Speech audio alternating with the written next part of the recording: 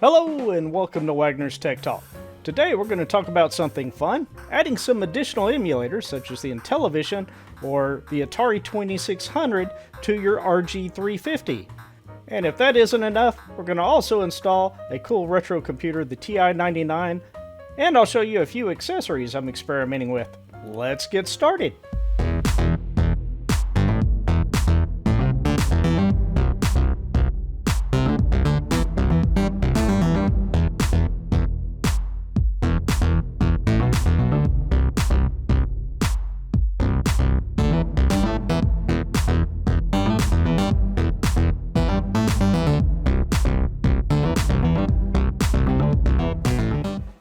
Okay, so let's go to the WagnersTechTalk.com website. So we'll go there and we'll go to tutorials and we'll scroll down just a little bit until we get to arcade and select the RG350 tips. From here you'll find a wealth of information on the RG350, all kinds of things. For instance, you'll have helpful resources, accessories, issues that I've run into, all kinds of stuff that I put on this website just for you to make things easier. But of course we're going to focus in on the Atari 2600 or Stella emulator as well as the Intellivision. This is the first video I've created. If you haven't seen that, definitely check that out.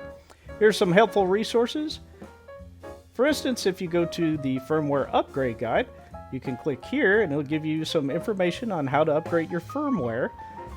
I actually started creating a video on the firmware upgrade, but had to revert it because they pulled the build that I was actually working on. So you could read more about it on this page if you're interested. But anyway, that may come out once the releases are a bit more steady. All right, so let's click back and check out the Discord if you want to talk to other RG350 users and developers. You'll also find some accessories that I'm experimenting with, such as the magnetic charger, the USB-C OTG cable, and a folding USB keyboard. We'll take a look at that in a little bit. Here's all the links of what I'm using, just in case you want to look those up. Also, don't forget, you can download this free retro gaming stand developed by yours truly. Here's a list of issues, some interesting tips that may be helpful to you. And if you're new to the RG350, you may have experienced some issues trying to figure out how to exit a game or how to return back to the list. That chart will help you. Also, there's some information on adding additional retro systems, which is what we're going to discuss in this video. We're going to start out with the Atari 2600 or Stella emulator. So here you find the instructions and a few links. We're going to go ahead and click here and download the emulator for Stella. And it's an OPK file, so you just want to take that and we are going to create a subfolder on our micro SD card called Emulators. And that's where we will copy that file. So just double click in there, right click, and paste the file in there. And we'll move on down to the Intellivision. We'll do the same for that. So here's the OPK, and you just click the download it, and then we'll switch on over and copy and paste it directly into that folder. Now with the Intellivision emulator, you do need 4 additional BIOS files, which I cannot link here. Just go ahead and create a folder here called Intellivision, then get on your favorite search engine, locate those 4 files, and copy them into the Intellivision subfolder, which I'll do right now.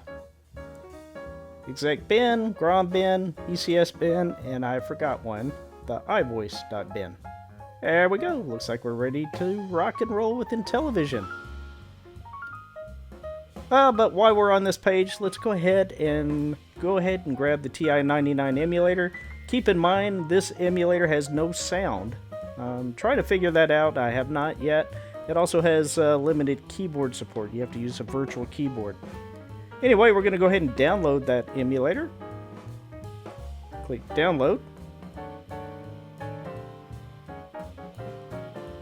And once it's been downloaded, we want to extract that in the emulator subfolder, so we'll just right click it, open 7-zip and extract the files here. And we'll browse through the subfolders. So you want to go to local, emulators, Dingix TI-99, and here is where you'll find the actual executable, which is Dingix-TI-99. In our ROMs, this is where you would copy your CTG or cartridge files. And I think that's pretty much it as far as the emulators. There are some additional emulators that I plan on adding or have added. Emulators such as the Vectrex and C64 and Atari Lynx.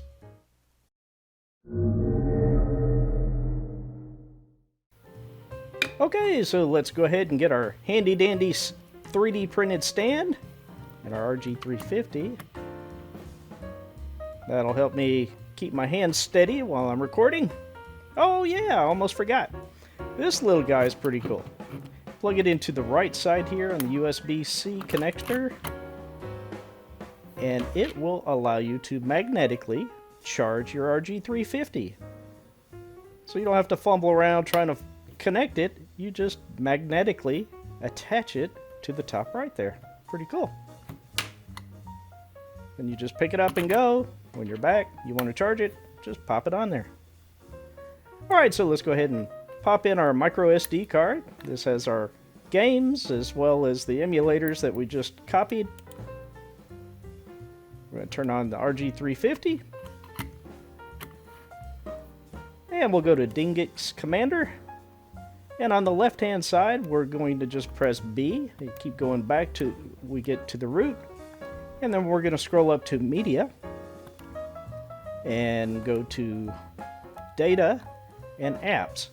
And then on the right hand side, we'll just hit the right arrow. We'll go up to the very root. Just keep pressing B until you get to the root. We'll go to Media, go to SD card, go to Emulators. And here are the OPKs, so we're just going to copy them by pressing the X button up at the top and copy. And we'll do that for the Intellivision and Stella. Now the TI is a little bit different, so we're just going to go ahead on the right hand side here and browse over to our local emulators Dingix TI-99. We'll go up one level on the left and copy it into the Media Data subfolder. Cool! Now we'll hit the Y button and move down to quit, and we'll exit the Dingix Commander. Now we'll switch over to the emulators, and you should see the Intellivision emulator, so let's go ahead and run it. Now keep in mind it's not going to run the first time, so let's go back into Dingix Commander, and on the left hand side we're going to go to the .intel or Intellivision BIOS subfolder, and on the right hand side we're going to go to the Media, so you go all the way to the root, go to Media, go to SD card, and we'll go to our emulators, Intellivision, and we're going to go ahead and select all and copy all of these files into the BIOS subfolder. Now we're going to exit again and go back into our emulators, and magically the Intellivision emulator is now going to work. So now we can go to Load ROM, go to our SD card, and select the games that we want to run. So we'll go down to ROMs, go down to Intellivision, and we'll go ahead and load Astro Smash. That sounds good.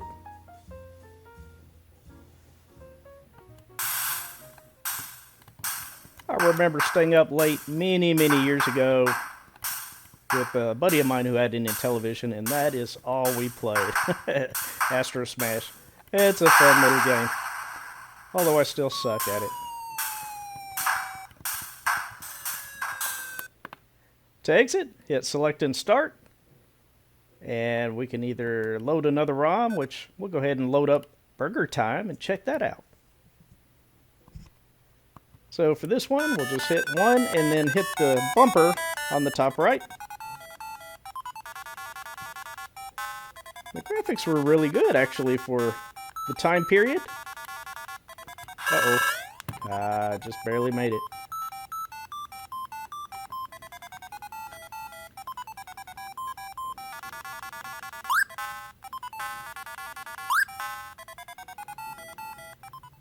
Okay, so let's check out Centipede.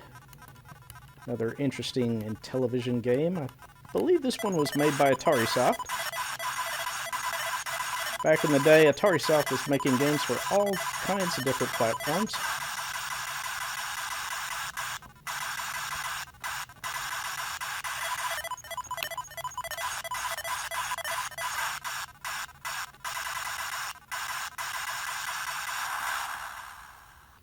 Alright, we'll hit select and start and exit that. And we'll go ahead and exit the Intellivision emulator. Just press A. Okay, so now let's go down to the Stella or Atari 2600 emulator. And we'll select our subfolder that contains our game. So we'll go to ROMs 2600 and we'll go to Asteroids. Okay, so let's go ahead and start the game. We'll hit the select button in the upper left. Now, this is a game I played a whole lot. I had a 2600, still do. I don't play it as much, but hey, now I can play it on my RG350. To exit, we'll hit select and start and tap on the exit button. Now we'll go into Berserk. This is another classic. It actually played really well on the Atari 2600. It was a very good adaptation of the original arcade version.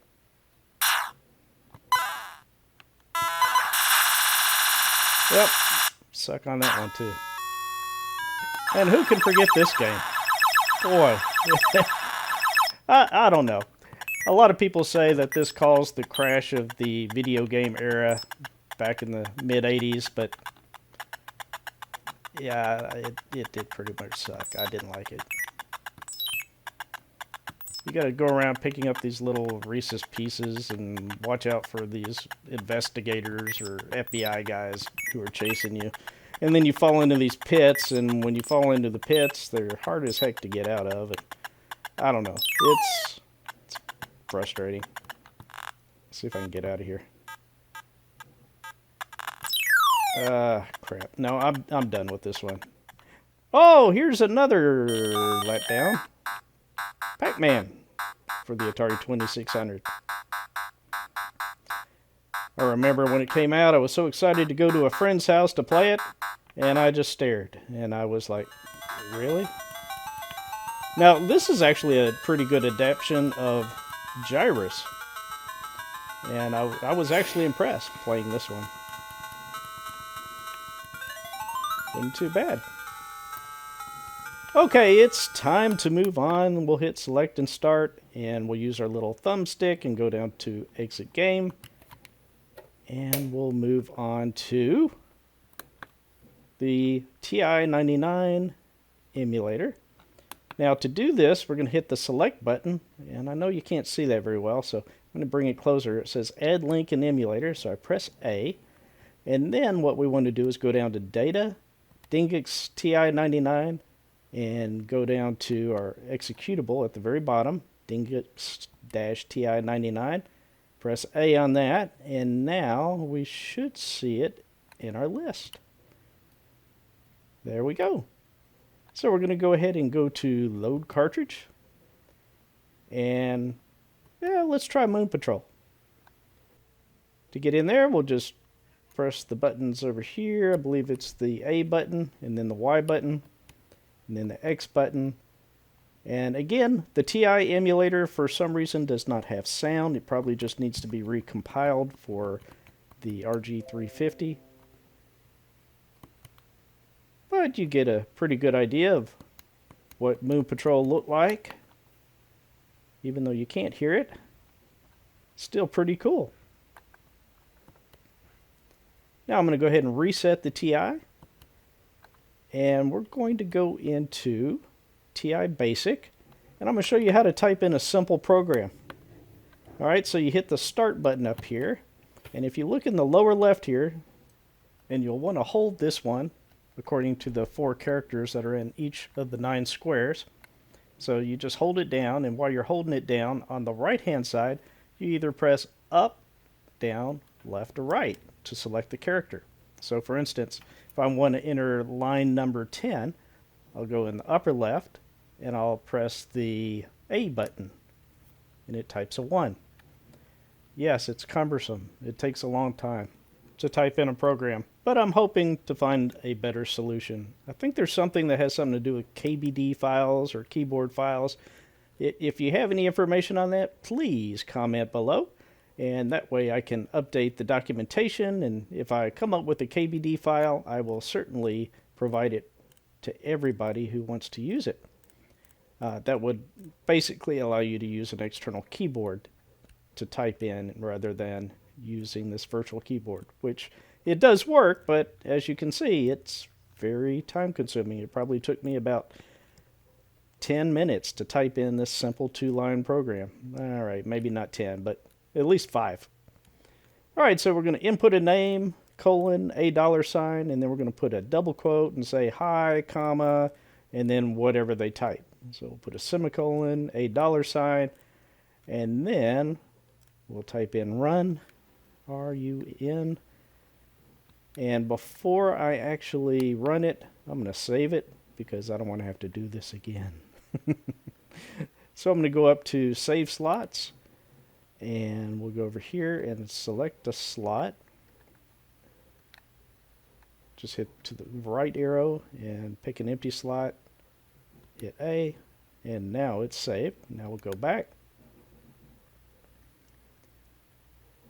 Scroll down to back to TI-99, and now we're going to bring up the keyboard, go to return, so to the left and up, and type in a name.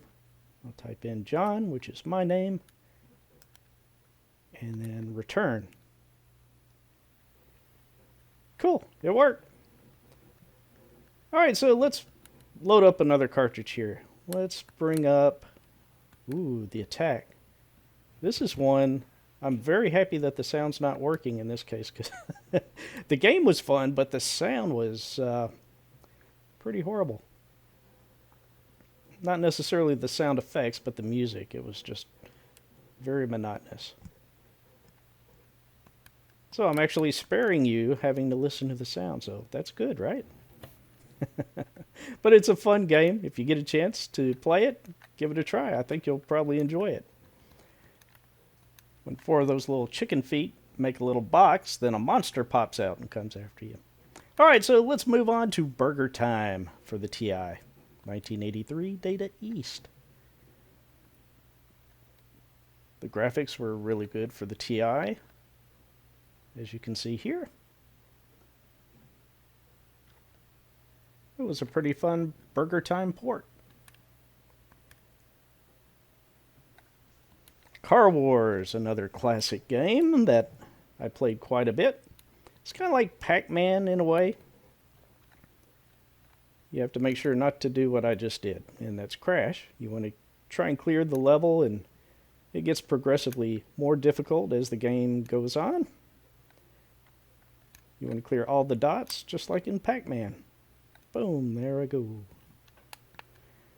Alright, so how about this one, Munchman? This was the TI port of, I guess, Pac-Man or Miss Pac-Man. And it was a fun game. Really enjoyed this.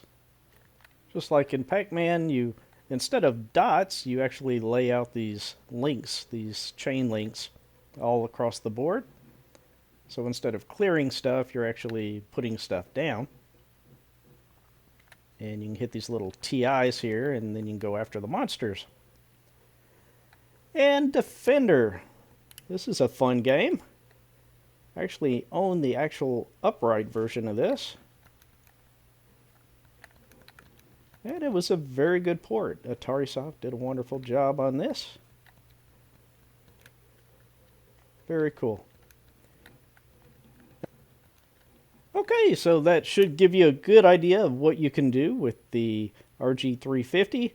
But I want to show you one more little thing here. If you take this OTG cable, connect the USB-C connector over here.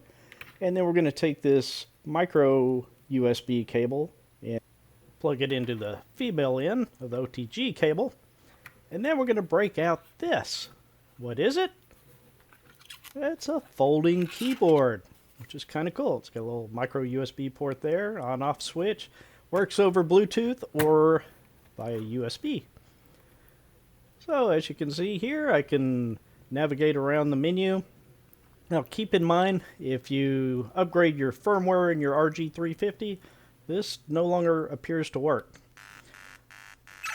I've tried. And here we are playing Asteroids using the keys on the keyboard, which is kind of neat. Of course, it's just as cool to play it on RG350, but that's another option. I'm hoping to get this to work with the various emulators like the Commodore 64 and the TI, but at this point I have not figured that out. Although the trackball does work. Pretty cool. I hope you enjoyed this video. I hope you found it helpful. If you did, please click the like button and subscribe. If you'd like to see more from Wagner's Tech Talk, have a wonderful day and we'll see you soon. Be sure to check out my other videos as well.